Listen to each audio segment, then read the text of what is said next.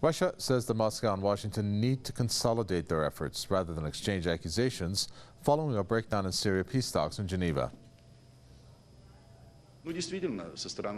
Indeed, our Western colleagues, especially Americans, strongly criticized our actions. There was a heated debate between us during the meeting, but when the UN journalists tried to force me to repeat this polemic just after the meeting, I did not do it, and I'm not going to do it right now because I'm convinced that there is no need to exchange mutual accusations. Rather, there is a need to consolidate our efforts with the Americans. Turkey's remarks come amid Western accusations that Moscow sabotaged the talks by military supporting the Syrian government's offensive against terrorists in northwestern Aleppo province. The Russian envoy rejected the claim, saying that Moscow has even proposed constructive ideas about how a ceasefire could be implemented. The comments followed a closed-door meeting of the United Nations Security Council on Syria. UN Special Envoy for Syria, Stefan de Mistura, attended the meeting to brief the 15-member council about the failure of the negotiations.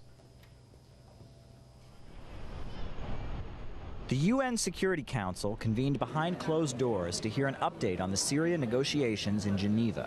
Speaking after the session, Russia's ambassador Vitaly Churkin blamed the Syrian opposition's negotiating team for the suspension of the Geneva talks. We believe that the Riyadh delegation, if I might call it this way, the opposition group which presented itself as the main participant from the opposition, in our view did not really come to negotiate. They came to look for a pretext to walk out of the negotiations. We are disappointed that the opposition was not as representative as it is supposed to be.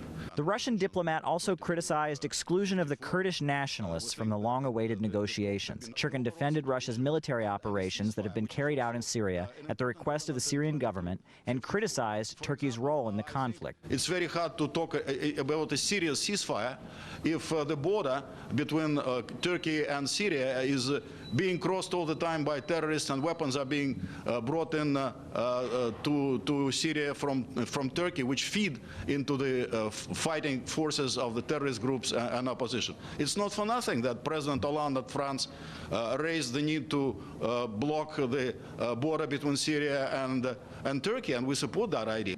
Responding to a question from Press TV, Venezuelan Ambassador Rafael Ramirez, whose country holds the rotating presidency of the Security Council, said the issue of closing the Turkish-Syrian border was on the agenda to halt the everyday flow of weapons and supplies into the hands of terrorists in Syria. Well, it was an issue for discussing the situation in the north of Syria now, and we believe that the government is conducting a military operation in order to combat this phenomenon. In separate remarks, French representatives blamed the Syrian government for the ongoing humanitarian crisis and criticized Russia's involvement. Though representatives expressed differing interpretations of events in Geneva, all parties agree that negotiations are key to a peaceful resolution of the conflict in Syria. Caleb Maupin, Press TV, New York.